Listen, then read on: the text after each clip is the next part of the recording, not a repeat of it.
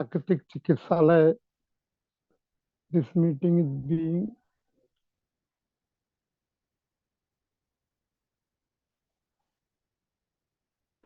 देश में विदेश में बहुत सारे प्राकृतिक चिकित्सालय बने हुए हैं। कहीं 500 रुपये, कहीं 1000 रुपये पर डे, कहीं 5-5 हजार, कहीं 10-10 हजार रुपये पर डे तक चार्जेस लेते हैं वो। और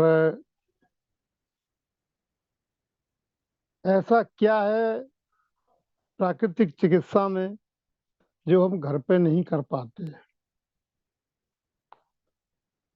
मात्र एक ही बात है कि हमें सच्ची समझ नहीं है, बस।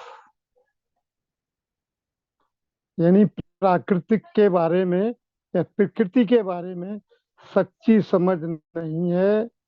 हम इधर उधर की बातों पर विशेष ध्यान दे करके और अपनी जो वास्तविक जिसकी हमें जरूरत है वो काम नहीं करते।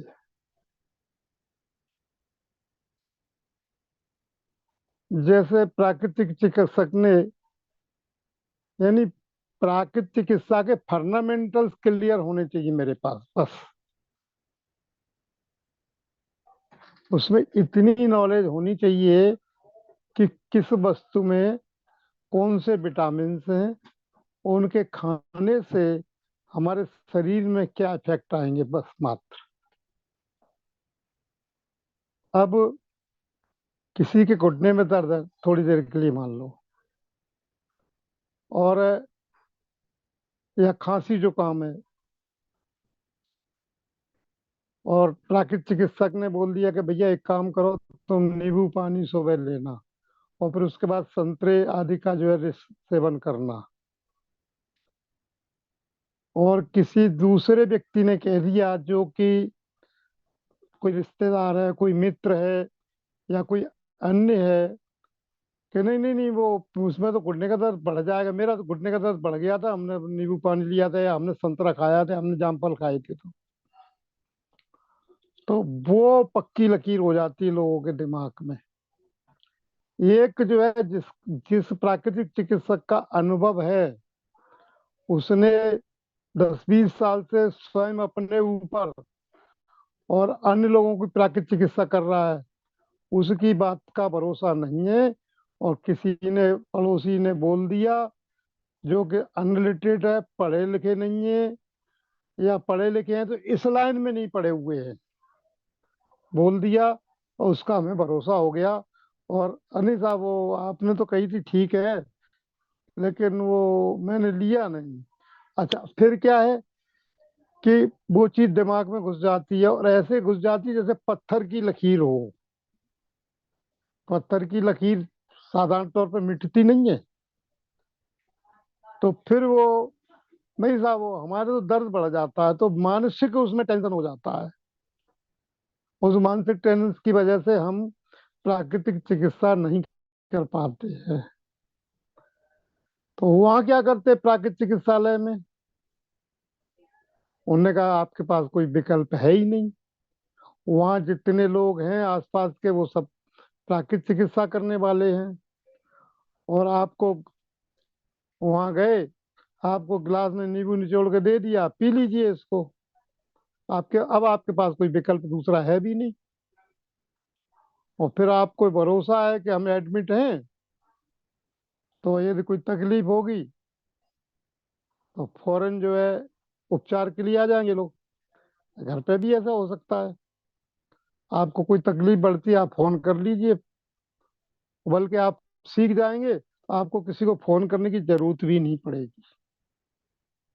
क्योंकि यहाँ जो लोग बैठे हैं सभी लगभग डॉक्टर हैं। किसी की फर्स्ट ईयर हो चुकी है, कोई सेकंड ईयर में अपियर हो रहा है, कोई सेकंड ईयर हो चुकी है।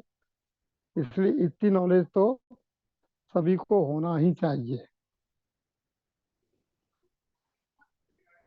तो उस स्थिति में हमें जो है, जो प्राकृतिक चिकित्सा के जो फंडामेंटल्स हमने पढ़े हैं उन पर भरोसा रखना चाहिए। ठीक बात। ये बात समझ में आई कि नहीं आई?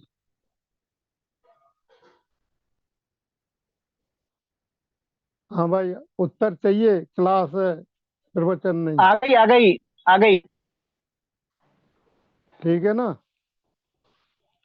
तो मेरा कहना ये है कि ये बेसिक बेसिक पॉइंट है। अब हम इसको विस्तार से आपको बताएंगे थोड़ा सा, कि हम इस बेसिक पॉइंट को अपने जीवन में उपयोग कैसे करेंगे। कुछ लोग नए भी हो सकते हैं जो हमारे ये मीटिंग में अ, पधारे हैं। कुछ लोग ऐसे भी हो सकते हैं जो आज पहली बार ही मीटिंग में पधारे हों। खैर, जो भी हो, हमें तो सबके हित की बात कहनी है।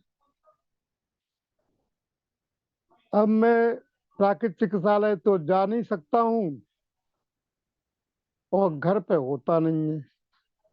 इसमें किस बात की जरूरत है? घर पे नहीं होता है, इसमें किस बात की जरूरत है?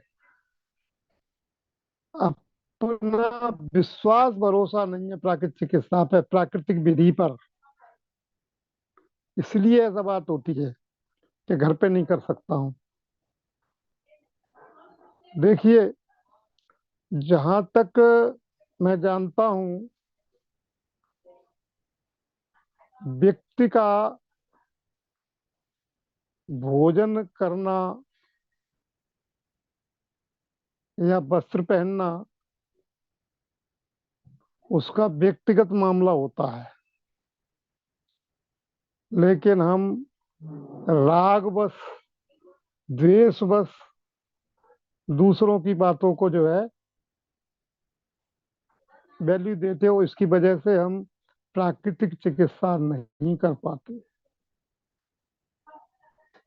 हमें पहले अपना दृढ़ विश्वास होना चाहिए कि हम अभक्ष दवाइयों का सेवन नहीं करेंगे, नहीं करेंगे, नहीं करेंगे। पढ़ लेना आप 146 पेज, रतनकंड श्राप का 4। शरीर के 100 टुकड़े हो जाएं, फिर भी हमें अत्तारों की दवाई नहीं खानी चाहिए। पंडित सदाशिव दास जी ने आज से लगभग 150-200 साल पहले लिखा है ये। उस समय जो अत्तार थे, वो मोस्टली ये मोहम्मडन कंट्रियों से आते थे। उनको हकीम, यूनान से, यूनानी हकीम कहते थे। और वो लोग जो है पशु पक्षियों के अवयवों से दवाइयां तैयार करते थे। दर्द का तेल आदि वो सब उसी से तैयार करते थे। वो केकड़े वेकड़े जाने क्या क्या था वो। तो उसको देख करके उनको अत्तार बोलते थे। आज भी बड़ी बड़ी फैक्ट्रियां वो ही काम कर रही हैं जो छोटे में फुटकर में अत्तार लोग करते थे। जैसे आजकल बदल गया ना, कि पहले मोहल्ले में या गांव में, शहर में 10-20-50 शहर की स्थिति के अनुसार छोटी छोटी दुकानें हुआ करती थी, और उन पे अपनी जरूरत का लगभग सभी सामान मिल जाता था। अनाज गल्ले से लेकर के मंजन, टूथब्रश वगैरह सब कुछ मिल जाता था एक ही दुकान पे। उसको जनरल स्टोर या किराना स्टोर कहते थे। लेकिन आज उसका बड़ा रूप हो गया है, और उन्होंने बड़े बड़े मॉल खोल दिए हैं। तो इसी तरह से उन अत्तारों को खत्म करके ये बड़ी बड़ी फैक्ट्रियां खुल गई हैं, देश में, विदेश में, बाहर।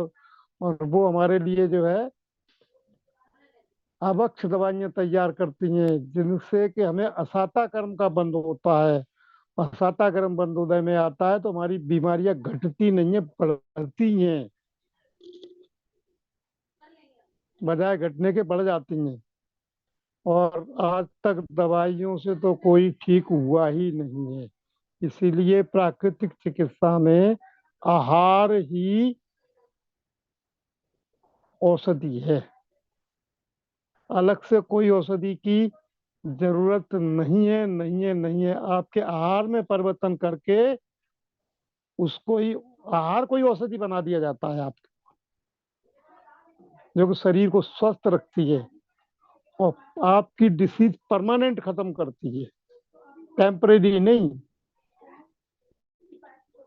उन्हें की सर्दी जुकाम है तो जब तक दोबारा कफ नहीं जमेगा तब तक आपको सर्दी जुकाम नहीं होगा, चाहे टेम्परेचर माइनस में हो और चाहे 50 डिग्री, 40 डिग्री, 45 डिग्री का टेम्परेचर, उससे कोई फर्क नहीं पड़ने वाला। लेकिन हम दोष दे देते हैं, अरे वो सर्दी बहुत थी मुझे सर्दी हो गई, गर्मी बहुत थी मुझे लू लग गई। ये भैया है ही नहीं। यदि गर्मी सर्दी की वजह से ऐसा हो तो सभी को नाक बहनी चाहिए। एक भी जीव नहीं हो जिसको नाक नहीं बहे सर्दी आए तो। गर्मी हो तो सभी बिस्तर पे पड़े हो, लू लगी है सबको। ऐसा क्यों नहीं होता है? वो कमी तो हमारे शरीर में, हमारे खान पान में है, हमारे विश्वास भरोसे में है। अरे कोई बात नहीं, अभी तो खा लो। वो एक वो कोई भी दवाई का नाम मैं नहीं जानता हूँ, एक गोली खा लेंगे हजम हो जाएगा सब। कर लो ओवर ईटिंग, कर लो अभक्ष पदार्थों का सेवन। अरे जब अभक्ष पदार्थों का सेवन करोगे तो जो है वो क्या होगा, बीमारी बढ़ेगी घटेगी, ये विचार तो करो। लेकिन वास्तव में अब क्या कहें, हमें किसी की जरूरत नहीं है, अपने आप को सुधारने की जरूरत है बस। ठीक है, तो थोड़ा सा ये, अब मैं आगे बढ़ता हूँ। निसाब कैसे करें, क्यों करें, हो गया ये। अब कैसे करें, तो कल के जो लोग कल की मीटिंग में रहे होंगे, मैंने अंत में कल जो है एक जनरल सूक्ष्म दिनचर्या बताई थी, वो आपको ख्याल होगी।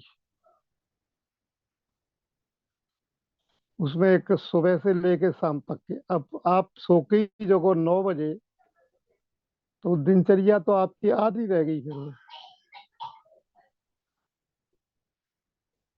और वो समय पे आपके काम भी नहीं होंगे, टेंशन बढ़ेगा, फिर वो टेंशन बढ़ेगा तो बीमारियां बढ़ेंगी। रात को जगना, दिनों को सोना, ये किसके काम है? कौन सा पक्षी करता है, कोई बताएगा ना? उल्लू। हाँ। भैया तो सोच लेना, जो दिन के 9-10 बजे तक सोते हैं, वो उनको काय की वो दी गई है, वो कौन है वो? मैं नहीं कहता हूँ, आपको समझ लेना उस बात अब को, भैया ने वो वाली बताई। दिनचर्या जो कल आपने बताई थी वो क्लास में किसी कारणवश ज्वाइन नहीं कर पाई थी, तो आप फिर से बताएंगे? हम तो 5 बजे उठ जाते हैं, तो आप 5 बजे से स्टार्ट वाली बताइए। मैं आपको तो जी। पहले ही बता चुका हूँ वैसे, हाँ जी, तो आपको ध्यान हो तो। बताया था आपने तो कि ठीक है। करे सूक्ष्म क्रियाएं करके। चलिए, ये थोड़ा हम अंत में बताएंगे, बताएंगे जरूर। आपके प्रश्न का उत्तर निश्चित देंगे हम, लेकिन थोड़ा अंत में बताएंगे, क्योंकि उसके लिए पहले अपन तैयारी तो कर लें दिनचर्या के लिए। ठीक है ना? अब साहब, जहाँ तक भोजन की बात है तो एक मोटा नियम है कि जो स्वस्थ व्यक्ति हैं, स्वस्थ हैं, उनको किसी तरह की बीमारी नहीं। पहले स्वस्थता की निशानी बता दें आपको, कौन व्यक्ति स्वस्थ है। आप खुद अपना मतलब, ये नहीं कि हम रिपोर्ट कराने जा रहे हैं तब हमें मालूम पड़ रहा है कि हमको थायराइड है या थायराइड नहीं है, या डायबिटीज है या डायबिटीज नहीं है। उन उन पे तो भरोसा है। कौन पे? जो लोग शराब मांस खाते हैं, वो रिपोर्टें निकाल के दे देते हैं, उन पे तो भरोसा है हमें। उनकी तो हम मान लेते हैं कि हमको डायबिटीज है, वो चाहे भले ही गलत बताएं अपने लालच में आकर के। आप चाहो तो WHO की पढ़ लेना रिपोर्ट डायबिटीज के बारे में। खाली पेट जिसको 125-30 है और भोजन के बाद 70 तक है, और जिनकी उम्र कितनी 40 से ऊपर है, उनकी डायबिटीज नॉर्मल है। अब ये हमारी दवा कंपनी और डॉक्टर की एसोसिएशन, इनकी बदमाशी से उन्होंने जो है उसको 90-95 तक इधर सीमित कर दिया है, उधर 125-20 तक सीमित कर दिया है। बाकी के सब डायबिटिक हो गए। अब खाइए दवाइए साहब और रोते रहिए जिंदगी भर। नहीं होगी तो डायबिटीज हो जाएगी, क्योंकि दिमाग में घुस गई डायबिटीज है, डायबिटीज है, डायबिटीज है। इसका मतलब ये भी नहीं है कि हम शक्कर ज्यादा खाएं, ये भी नहीं इसका मतलब। ताऊ जी, आपने खाली पेट और खाने के बाद कितनी बताई? खाली पेट 130-35 तक तो ये नॉर्मल है, और जिनकी उम्र 35-40 से ऊपर है उनके लिए है ये पैरामीटर। और 35 से नीचे है उनको जो है 100 से 110 से ऊपर नहीं जानी चाहिए। उम्र के हिसाब से उनको बाइफिकेशन किया गया है। ये मैं अपनी ओर से नहीं कह रहा हूँ, प्राकृतिक चिकित्सक की ओर से नहीं कहता हूँ, WHO की रिपोर्ट के आधार पर बोल रहा हूँ मैं आपको। ठीक है। अब मतलब अब वो तो पहले ही रोका है कि भोजन में केमिकल नहीं होना चाहिए। सर 30-35 की उम्र वालों को क्या बताया आपने? मैं थोड़ा मिस हो गया मेरे से। जिनकी उम्र 30 साल से नीचे है, 35 साल से नीचे है, उनकी 110 और 135-40। ठीक, यानी दोनों में 30 का अंतर रहता है मोस्टली। 30 का, 35 का, 25 का, 30 का, ये अंतर रहता है फास्टिंग में। और ये ज्यादा बढ़ती है भोजन के बाद, तो इसका मतलब आपका भोजन गड़बड़ है। मैं तो उस बात को कहते ही नहीं हूँ। आप पहचानेंगे कैसे, मैं तो ये बता रहा हूँ आपको, आप स्वस्थ कैसे। प्रकरण हमारा ये चल रहा था। जिसके नाखूनों में लालामी है दबाने पर, पहचान बता रहा हूं मैं आपको, वो उनका होमोग्लोबिन प्रॉपर है। वहां की नपती के स्केल पे मत जाना। नाखून को दबाने से यदि वो लाल हो रहे हैं, जिनकी जीभ के ऊपर लाल है उनका पेट सही है। जिनकी जीभ पे कोई मैल सफेद सफेद जमा हुआ है, उनका जो है पेट खराब है, उनको कब्जियत है। वो भले ही जो है उनका स्टूल पास हो रहा हो और नियमित हो रहा हो, लेकिन यदि जीभ पे सफेद, वो सफेद वो है, शीशा में देख लेना, जीभ बाहर निकाल, किसी को दिखाने की जरूरत भी नहीं, वाइट वाइट जम रहा है जीभ पे, तो उनका पेट गारंटी से खराब है। ये हमारे प्राकृतिक चिकित्सा के डायग्नोसिस हैं। जो बड़े घर में, बड़ा घर मतलब लेटरिन में जा करके बैठते ही 10-15 सेकंड के अंदर स्टूल पास हो जाता है, वो सही है। और जिनको आधे घंटे, 15 मिनट, 20 मिनट, 10 मिनट लगते हैं स्टूल पास होने में, वो जो है बीमार है, उनको कब्जियत है।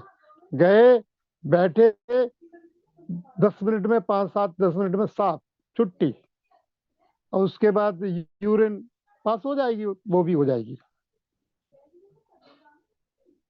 ठीक। दूसरे, चेहरे पे चमक है जिनके, और जिनका सोच उल्टा नहीं है, और वो भी बीमार है भाई साहब, जो शरीर को और आत्मा को एक गिनते हैं, उनकी मानसिक बीमारी है।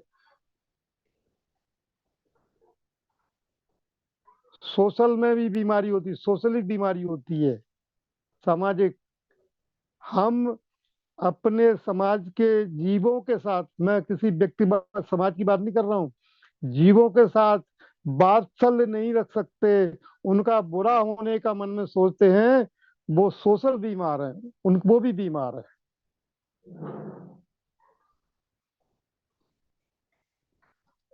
और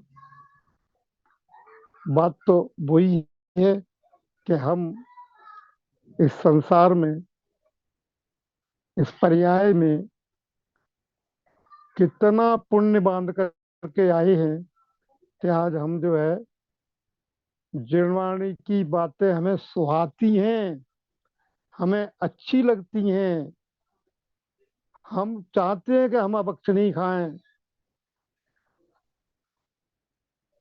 देखो, पहले संसार में अनंत जीव, अनंत अनंत जीव, उसमें मनुष्य कितने जो भी हो, 10 अरब 9 अरब 8 अरब, वो तो सिर्फ ये अपने भरत क्षेत्र की बात है इधर, बाकी तो और की गिनती नहीं कोई। उसके बाद जैन कितने, जैनों में भी उनको अपने प्रति, यानी अपनी आत्मा के प्रति रुचि कितने लोगों को है। तो हमने कितना पुण्य बांधा है जिससे हम इस पर्याय में आए हैं, और हमें आज रुचि लग रही है ये बात सुनने की है। बड़े पंडित जी के बोल हैं, धन्य है वे जीव जिनको, जिनके आत्म, जिनके ज्ञान में आत्मा है। आत्मा का ज्ञान सभी को है, मगर धन्य है वे जीव जिनके ज्ञान में आत्मा है। जिनके ज्ञान, धन्य वे लोग हैं जिनको, आत्मा जिनके का ज्ञान में ज्ञान, आत्मा, जिनके हाँ, ज्ञान में आत्मा है। आत्मा धन्य का है वे ज्ञान तो सभी जीव, को है। हाँ, आत्मा का ज्ञान तो सभी को है, मगर धन्य है वे जीव जिनके ज्ञान में आत्मा ज्ञान में आत्मा है। तो है। मेरा उसका कहने का गाथा है ताऊ जी, योगसार जी की गाथा भी है, बिरले ही ध्यावते 20 नंबर की है शायद। अब वो योग सार वाले कितने बैठे हैं ना, हम तो बात उतनी करके छोड़ा था है ना, है कितने योग सार वाले यहाँ। चलिए, कोई बात नहीं है, अच्छी बात है जो पढ़ते हैं, बहुत खुशी की बात है। और मैं तो, आप सभी लोग जो है अपनी आत्मा को जानने के लिए कुछ न कुछ स्वाध्याय अवश्य किया करें, ऐसा मेरा विनम्र निवेदन है। माने वो अच्छी बात है, नहीं माने पार होगी, उनको वैसा रुचि लगेगी, कोई कुछ नहीं कर सकता। चलिए, बात छोड़िए, ये आगे बढ़ते हैं कि पहले तो हमें पक्का निर्णय कर लेना चाहिए कि हम किसी भी कंडीशन में, रतन सदाचार की बात चल रही थी, और वहाँ जो है एक वाक्य और भी है जो आपने पढ़ा होगा कि 50-50 साल हो गए जिनवाणी पढ़ते हुए, लेकिन सम्यक दर्शन क्यों नहीं हुआ। और सदा सुखदास जी के सब क्या लिखे, थोड़ा सा अंतर हो सकता है, तो उन्होंने कहा इसका कारण है अनीति, अवक्ष और अन्याय। ये 3 चीजें नहीं छोड़िए, उनको सम्यक दर्शन नहीं होगा, ऐसा उसका, उनका जो है, जो लिखने का अभिप्राय है। तो विचार कर लेना, ठीक है। नहीं साहब, हमें सम्यक दर्शन नहीं चाहिए, तो कभी नहीं होगा, नहीं चाहिए तो, और चाहोगे तब भी नहीं होगा। हमेशा स्वस्थ रहना है, शरीर को स्वस्थ रखना है, ठीक है। वो बात आपकी अपनी जगह है, लेकिन ये बात भी सत्य है बिल्कुल 100%, इसमें कहीं कोई झूठ नहीं है।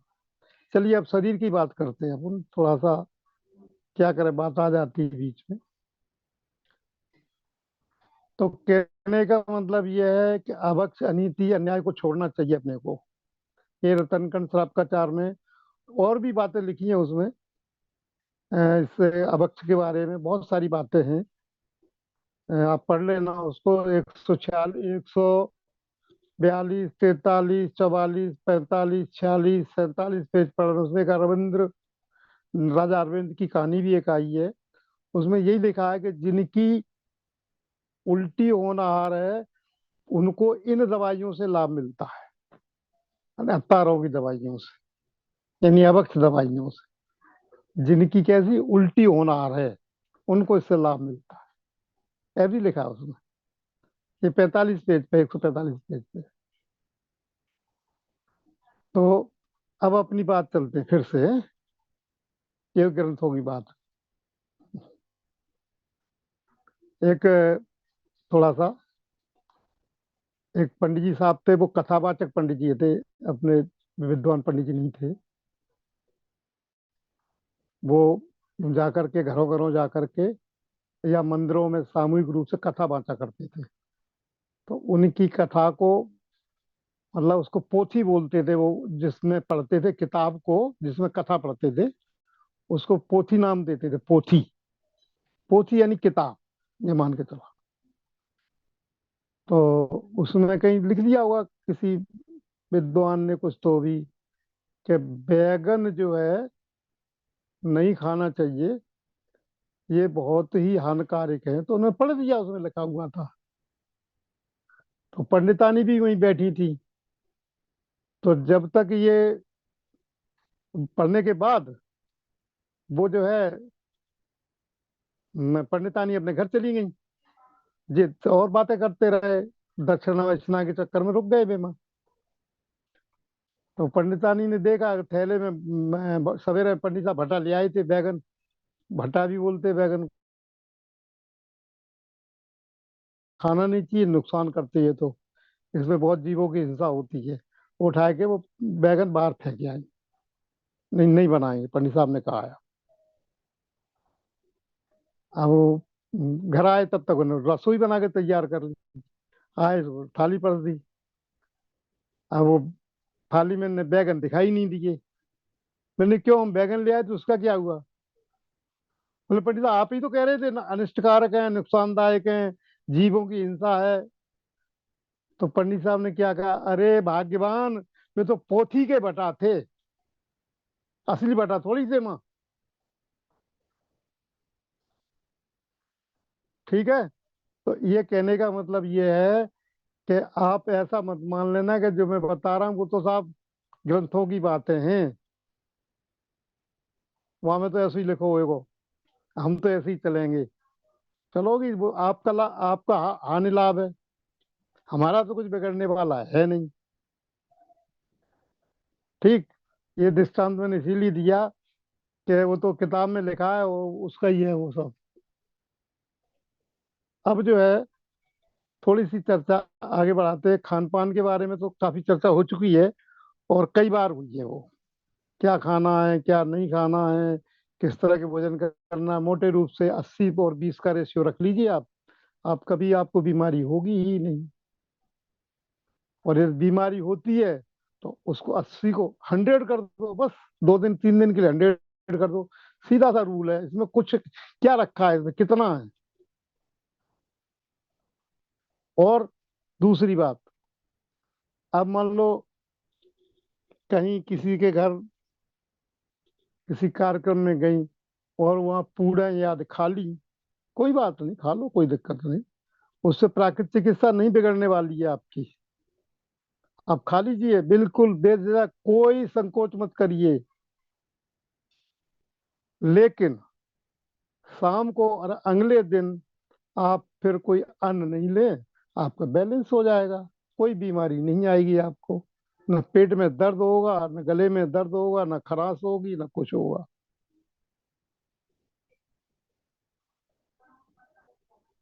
तो अब ये प्राकृतिक चिकित्सा में बताया है कि उसको बैलेंस कर लीजिए आप। और बैलेंस करने का सीधा तरीका है, आप थोड़ा गलिश खा लिया है, उसको समय दे दीजिए हजम होने के लिए, बस। उसको डबल टेबल मत कर दीजिए हाली।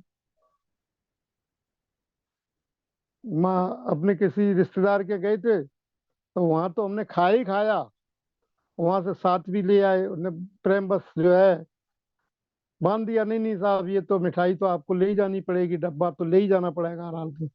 अब घर आके फिर उस पे खा लिया, तो फिर तो बीमार होना है, पक्की बात है। तो ये खान पान की बात है। अब खान पान की बात नहीं करूंगा अब मैं, आज बहुत चर्चा हो चुकी खान पान पे, कई एक तरह से चर्चा हो चुकी है, और आप लोगों के ख्याल में होना चाहिए वो। अब उपचार की बात आती है।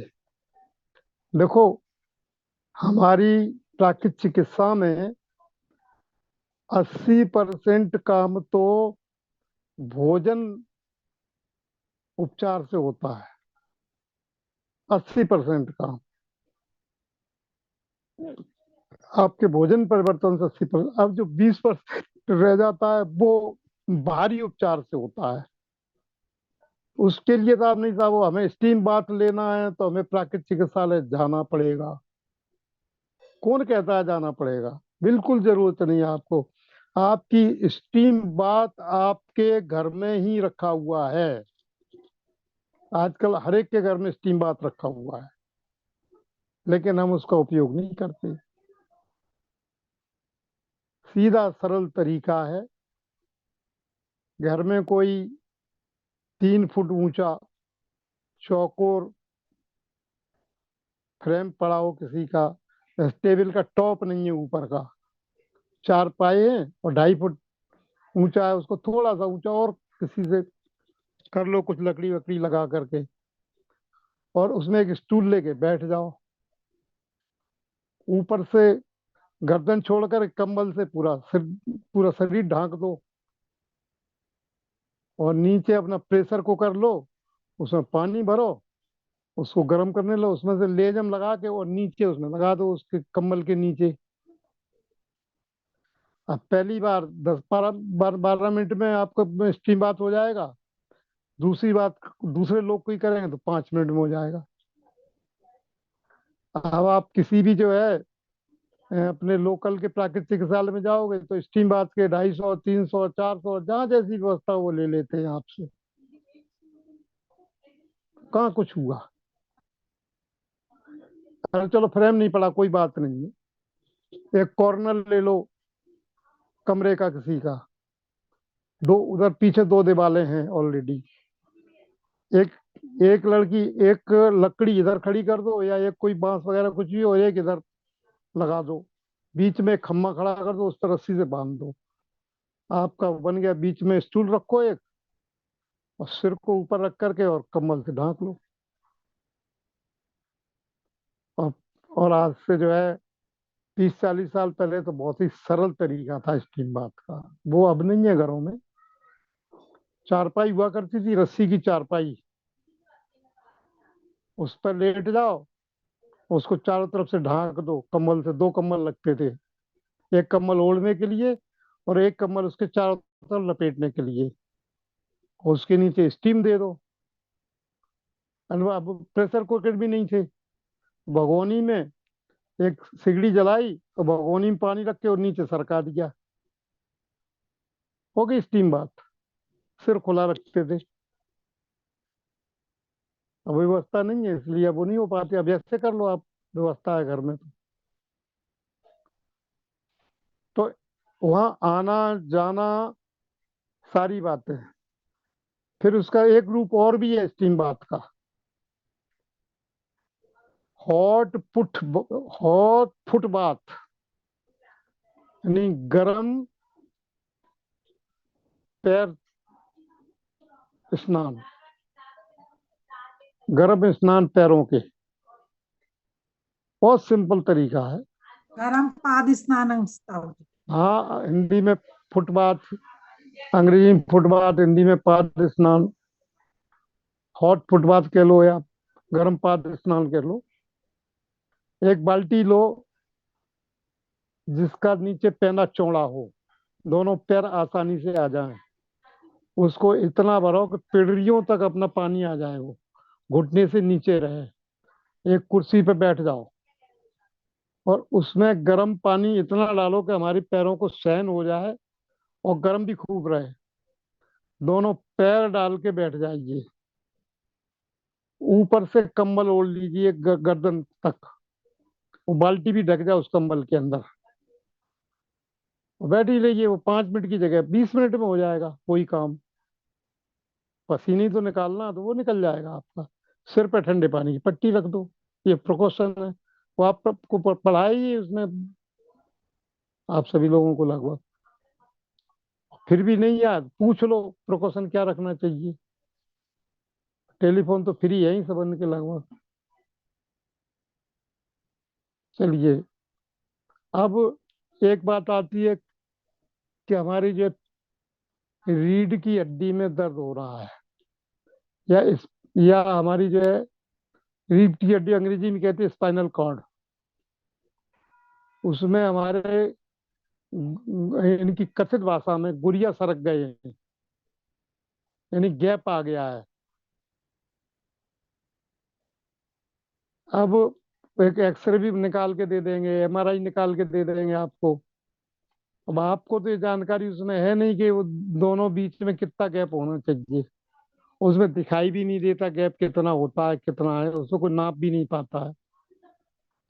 बस ये धंधा जोरों से चल रहा है। लेकिन नहीं साहब, वो आपका वो स्पाइनल कॉर्ड का ऑपरेशन होगा, वहाँ जो गैप की वजह से जो नस दब गई उसको हम ठीक करेंगे। कभी कभी तो किसी किसी को ठीक हो भी जाता है, बल्कि 80-70-80% फिर वो बिस्तर से नहीं उठ पाते जिनका ऑपरेशन हो जाता है। बिना ऑपरेशन के दर्द सहन करते रहते, चलते फिरते तो रहते। तो उसके लिए प्राकृतिक चिकित्सालय में जाओगे तो वो कहेंगे भैया एक काम करो, आपको जो है स्पाइनल बाथ चाहिए, आपको रीढ़ की हड्डी का स्नान करना है आपको। तो वहां भी वो आपसे कुछ ना कुछ ले लेंगे। आप घर पे सीधे करो, कुछ नहीं करना है आपको। एक टॉवेल ले लीजिए, मोटी वाली टॉवेल, उसको इतनी लंबाई में मोड़ लीजिए जितनी कि आपकी स्पाइनल कॉर्ड है। रीढ़ की हड्डी जितनी लंबी उतनी लंबा में उसको फोल्ड कर लीजिए। फिर उसको डबल फोल्ड कर दीजिए, मोटी हो जाएगी। यानी उसकी इतना फोल्ड करिए आप कि उसकी लंबाई स्पाइनल कॉर्ड के करीब लगभग 1.25 फुट, 2 फुट, 2 फुट तो नहीं होगी, 1.25 फुट, 1.5 2 फुट हो जाएगी। किसी कम होती ज्यादा होती इसलिए। और इसकी चौड़ाई फोल्ड कर करके इतनी रह जाए कि ये 3 या 4 इंच रह जाए।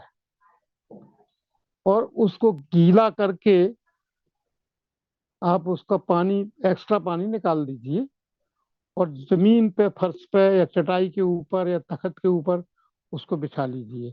और आप ऐसे लेट जाएं कि वो जो है आपकी रीढ़ की हड्डी पूरी उस पे आ जाए। आप 15-20 मिनट लेते रहिए, 25 मिनट तक आपका स्पाइनल बात हो गया,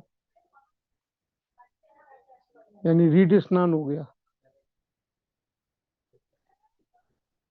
ठीक है, आया समझ में कि नहीं?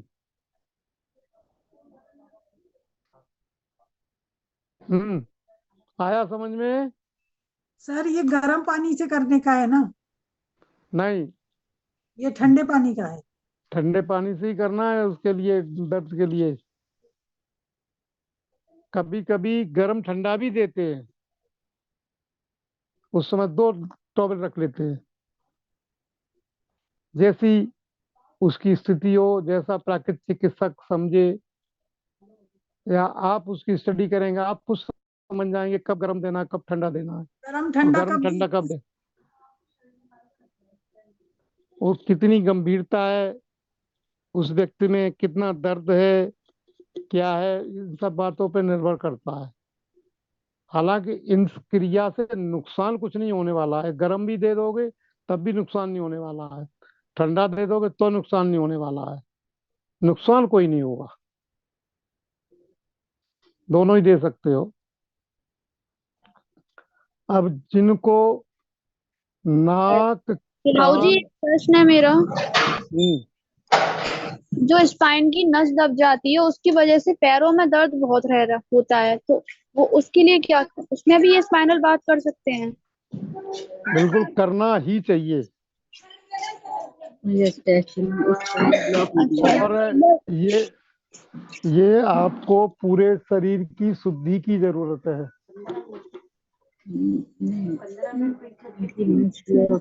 ताऊ जी एक बार फिर से बता दीजिए, ये आपने जो बताई थी बात, वो कैसे लेनी है? ताऊ जी मैं बता दूं क्या एक बार? आप समझ लिया, मैं समझी कि नहीं ये भी हो जाएगा मेरा। हाँ, बता दीजिए आप। इसमें ताऊ जी ने बताया है कि एक मोटी टॉवेल लेना है, उसको 4 इंच चौड़ी तक घड़ी करना है और उसकी करीब 6 इंच मोटाई हो जाए और टॉवेल 2 फीट लंबी हो। उसको गीला करके उसका पानी, एक्स्ट्रा पानी निचोड़ के निकालना है और उसको चटाई पे या एक तखत पे बिछाना है और उसके ऊपर पूरी अपनी रीढ़ की हड्डी कवर हो जाए ऐसे लेट जाना है और 20 से 25 मिनट तक ही लेटना है, तो ये ठीक हो जाएगी। ठंडे बहुत पानी ठीक। में ही करना है? ठंडे पानी। जब गर्म पानी का बताया जाए तो गर्म पानी, ठंडे पानी तो ठंडे पानी पे, ज्यादा ठंडे पानी का यूज ज्यादा अच्छा रहता है। तो ताऊ जी कितने दिन तक कर सकते हैं ये थेरेपी?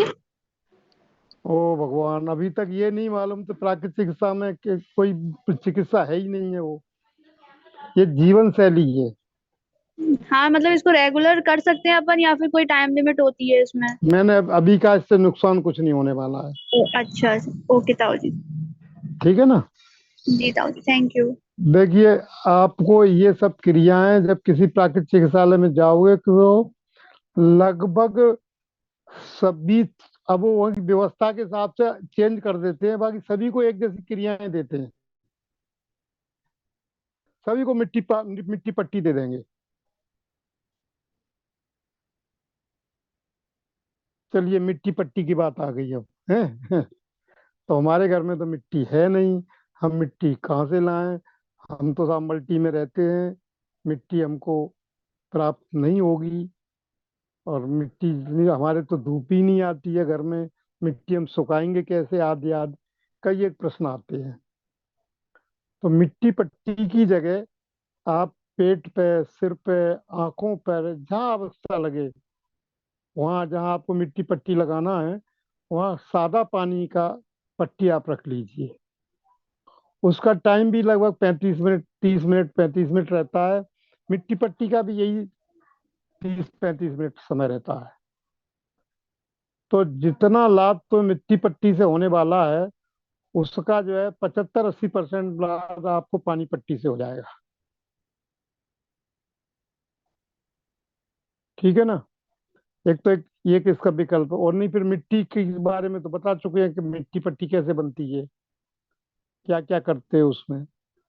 तो वो बना लीजिए यदि आपको सुलभ हो, ज्यादा बेटर है। अब जिनको अभी बात चर्चा चल रही थी, ईएनटी, ईएनटी समझ गए आप लोग?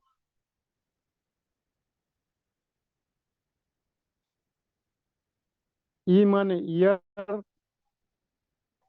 एन माने नोज, टी माने टंग,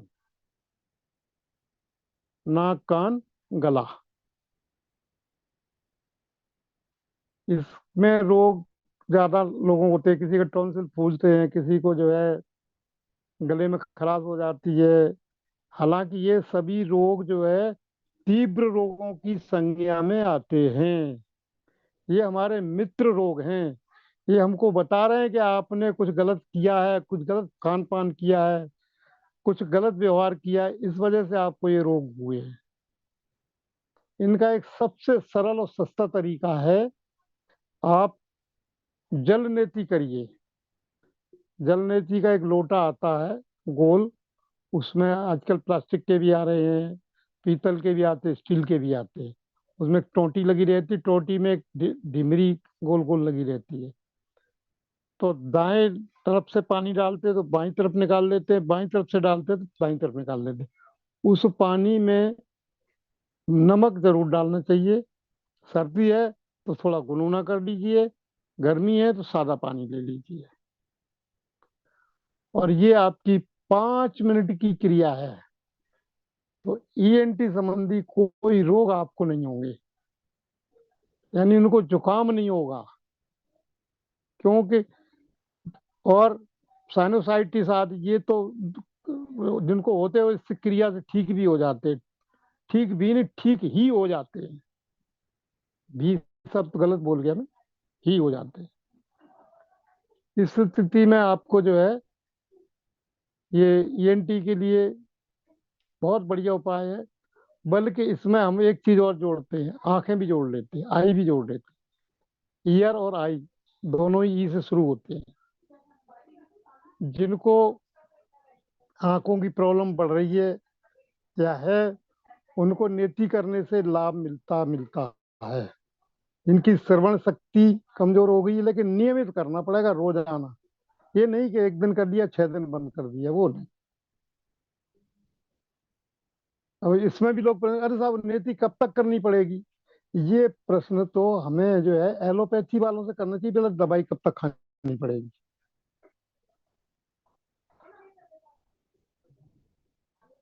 होम्योपैथिक वालों से करना चाहिए दवाई का, आयुर्वेद वालों से करना चाहिए दवाई का।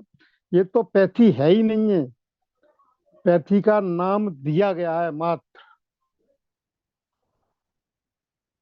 ठीक, चलिए अब ये आपको एक तो हो गया steam bath, hot hot foot bath. दूसरा हो गया आपका ये रीड स्नान। तीसरा हो गया नेति। और अब है नंबर आता है एनिमा, जिसको प्राकृतिक चिकित्सा की भाषा में धोती बोलते, नहीं धोती, हाँ धोती। अंकल जी, ये नेति की क्रिया खाना खाने के बाद कर सकते हैं क्या? 1 घंटे बाद, इमीडिएट नहीं।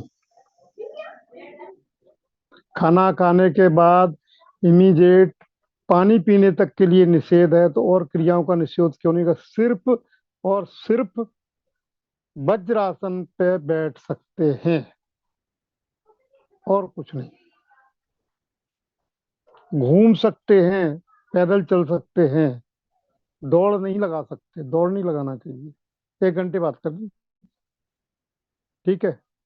चलिए ये हो गई। अब बात किसकी थी और क्या बताना चाह रहे थे हम? जी धोती क्रिया, धोती क्रिया। हाँ, नहीं बस्ती बोलते हैं उसको, एनिमा को बस्ती बोलते हैं, धोती तो अ, उसको बोलते हैं।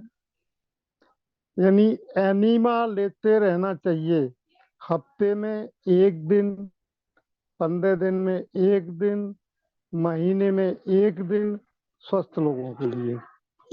और जिनके पेट खराब हों वो लगातार 3 दिन, 4 दिन, 5 दिन ले सकते हैं। उसमें नींबू का पानी, नीम का उबला हुआ पानी, आवश्यकता अनुसार पानी की क्वांटिटी आदि जो है ये सब रहते हैं। ठीक, अब इसके बाद आती है बस्ती, हो गई। अब आती है धोती यानी वमन क्रिया। जब भी हमको उल्टी आए, खट्टी डकार आ रही हो, सिर में दर्द हो रहा हो, पेट में भारीपन हो, गैस बार बार पास हो रही हो, उस समय हमको जो है ये वमन क्रिया करनी चाहिए। इसमें जी वमन 1-1.5 क्रिया जग या पानी ले कुंजल क्रिया? हैं। ताऊ जी वमन क्रिया या कुंजल क्रिया? एक ही बात है, वमन कह लो, कुंजन कह लो, ये पर्यायवाची नाम है। 1 जग में पानी लो, 1.5 जग पानी,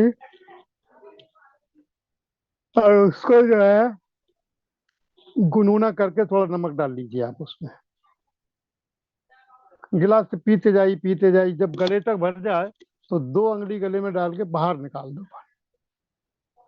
उसमें आपका जो गैस्ट्रिक ट्रबल आज होती है, वो पित्त जो बनता है, एक्स्ट्रा बनता है, वो बाहर निकल जाता है। प्रोटीन का मात्रा भी कम हो जाती है उससे, और तुरंत लाभ मिलता है। ठीक, चलिए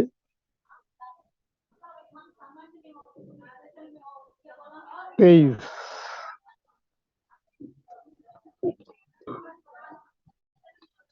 अब अपने पास 5-6 मिनट जो रह गए हैं, वो जो है आपके प्रश्नों के लिए हमने रिजर्व किए हैं। जो भी प्रश्न हो वो इसमें पूछ लीजिए। और आप लोगों की ओर से अगले संडे का टॉपिक भी आ जाएगा, तो वो भी मैं आप सबका स्वागत पूर्वक स्वीकार ताऊ जी, करूंगा। मेरा प्रश्न है कि जो है ना, जब कुंडल क्रिया करते हैं ना, तो अपन नाभि पे हाथ रख के 2 उंगली रख के ऐसे झुक के आगे करते हैं, तो नाभि दोनों पे हाथ क्यों रखते हैं? इसलिए कि पेट पे दबाव रहे, जल जो अंदर आपके स्टमक में है वो निकल जाए, इसलिए नाभि पे थोड़ा दबाव देते हैं, जिससे कि वो पूरा निकल जाए। ऐसा नहीं है कि वो यदि नाभि आभि खिसक जाती है वो धन्न बोलते हैं, इसके लिए तो नहीं करते? नहीं, ऐसा नहीं है। ऐसा नहीं है ना? ठीक। ताऊ जी, हाई ब्लड प्रेशर के लिए कौन सा गर्म पानी स्नान सही रहता है? हाँ जिनका बढ़ता है उनको। जी, नहीं, हाई बीपी वाले को न तो स्टीम बाथ देते हैं और न ही गर्म पाद स्नान देते हैं। दोनों ही क्रियाएं निषेध हैं हाई बीपी वालों को। तो कैसी लेना चाहिए? है फिर नहीं, ये उनको दो क्रियाएं नहीं करिए हाई बीपी वालों को। अच्छा, हाँ, ताऊ जी, वो नाक में जो गाय का घी डालने का, है भाई। नाक में गाय का घी डालने का आप बताते हैं, तो वो हाई ब्लड प्रेशर वालों की नाक में भी 2 बूंद गाय का घी डाल सकते हैं? डाल सकते हो, वहाँ उसमें कोई बीपी से कोई संबंध नहीं है,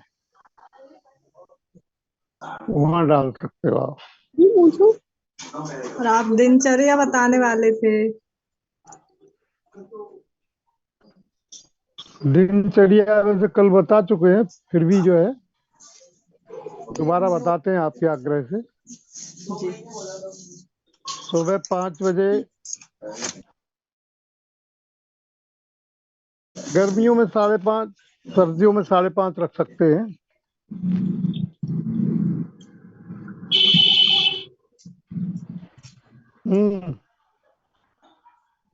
और उसके बाद सुबह प्रातःकालीन भगवत स्मरण, यानी वहाँ उसमें आपको अपने पाठ स्वाध्याय आदि ये सब हाथ पैर धो करके सबसे पहले बिस्तरों को उठा के घड़ी करके रख देना चाहिए, फटकार के उनको। उसके बाद ये काम करें। जब ये निबट जाए 6 बजे तक, तो आप जो है फ्रेश होने के बाद जो है सुबह ऊषापान, जब धूप आ जाए यानी सूर्योदय हो जाए, उसके बाद आप नींबू पानी, सादा पानी, जैसा आपका नियम हो, पानी आप जरूर सेवन करें। उसके बाद जो है पुनः मंदिर आ जाने का जैसा आपका विकल्प हो वो कर लें। और 8, 7:30 और 8 के बीच या आगे पीछे थोड़ा हो जाए समय, कोई बात नहीं है, फलों का और सूप सब्जियों का ब्रेकफास्ट लें। कोई भी अन्न बिल्कुल न खाएं। अन्न खाना है तो उसके अलग अलग कॉम्बिनेशन है। 15-20 चना लो और 20-25 किशमिश लो, दोनों रात शाम को भिगो दो और सवेरे उनको जो है आप खूब चबा चबा के खाइए। तो खाइए, टाइम नहीं है तो मत खाइए, उबालना नहीं है, कुछ नहीं करना, उनको ध्यान रखना। चना के अलावा और कोई चीज मत ले लेना।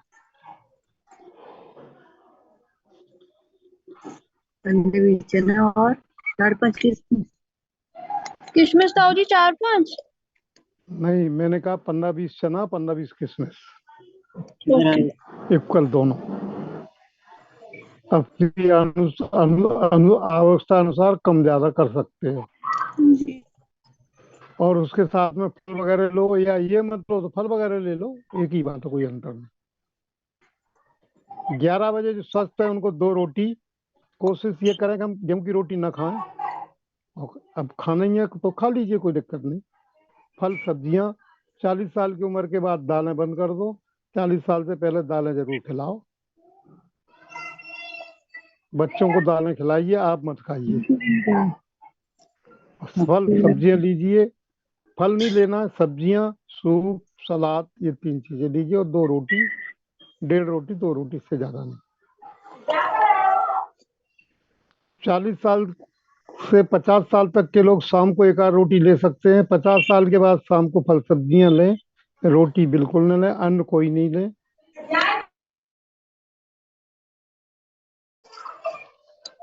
और अवस्था अनुसार पेट पे ठंडे पानी की पट्टी, और विश्राम, उम्र के हिसाब से, शरीर के हिसाब से विश्राम आदि ये करना चाहिए। ये दिनचर्या शॉर्ट में आपको बता दी है, और इसमें किसी को कुछ पूछना है तो बाद को जो है मुझसे पूछ लेना। अभी तो हम यहीं विराम ले रहे हैं। मुझे पूछो तुम। ताऊ जी, घुटने के लिए एलोवेरा और अखरोट बताया खाने के लिए, तो क्या वो फायदा करता है? खाली पेट हाँ, सुबह? फायदा नहीं करेगा तो नुकसान भी नहीं करेगा। ये मेरा ऐसा कोई अनुभव नहीं है इस मामले में कि एलोवेरा फायदा करता है कि नहीं करता है। जिसका अनुभव होगा, जिसने बताया होगा, वो ज्यादा बेटर बता सकता है, लेकिन ये गारंटी नुकसान नहीं करेगा। हाँ, ठीक है ताऊ जी। ठीक है, ओके। ताऊ जी, सभी को मेरा बहुत बहुत प्रश्न है कि नाक में घी क्यों डालते हैं? जय जिनेंद्र ताऊ जी। नाक में खुश्की मिटाने के लिए घी डालते हैं। ठीक, जय जिनेंद्र। आंखों की रोशनी के लिए घी डालते हैं।